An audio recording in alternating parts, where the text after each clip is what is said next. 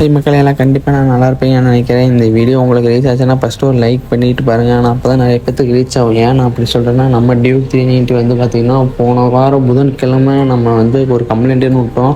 அடுத்த வாரம் திங்கக்கிழமை வரைக்கும் ஆச்சு. ஆனால் இது வரைக்கும் அந்த கம்ப்ளைண்ட் அவங்க சரி பண்ணி என் கையில் கொடுத்ததாவே இல்லை. ஆனால் அவங்க நினச்சா கொடுத்துருக்கலாம். அந்த ஒரு வாரமாக அவங்க என்ன பண்ணாங்கன்னே தெரியல. ஒரு 4-5 நாளாகவே நான் கேட்டதுக்கு, ப்ரோ இந்த வண்டியை பார்க்க இங்கே ஆள் இல்லை ப்ரோ, இப்போ சீனியர் வந்திருக்காரு, ஆனால் நான் உங்களுக்கு பார்த்து தரேன்னு நான் திங்கக்கிழமை போகிறப்ப சொன்னாங்க.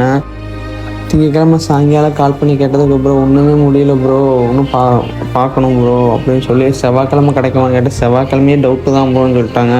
எனக்கு வந்து என்ன பண்ணுறேன்னு தெரியல. இருக்குது 2 கம்ப்ளைண்ட். அதனால தான் உங்களுக்கு லைக் பண்ணி பார்க்க சொன்னேன். ஆனால் கேடிஎம் சைட்லேருந்து யாருக்காச்சும் ரீச் ஆச்சுன்னா எனக்கு மெசேஜ் பண்ணாங்கன்னா எனக்கு கொஞ்சம் சப்போர்ட்டாக இருக்கும். ஓட்ட வேண்டிய வண்டியை போய் இப்படி நிப்பாட்டி வைக்க எனக்கு மனசே கேட்கலைங்க. அதுவும் மழையில் எல்லாம் அப்படியே இருக்குது. வண்டி பார்க்கவே எனக்கு வந்து மனசே ரொம்ப இதாகிடுச்சு. ஆனால் 4 லட்ச ரூபா போட்டு வாங்கி வச்சுருக்க வண்டி இப்படி இருக்குன்னா யாருக்குங்க மனசு கேட்குமா?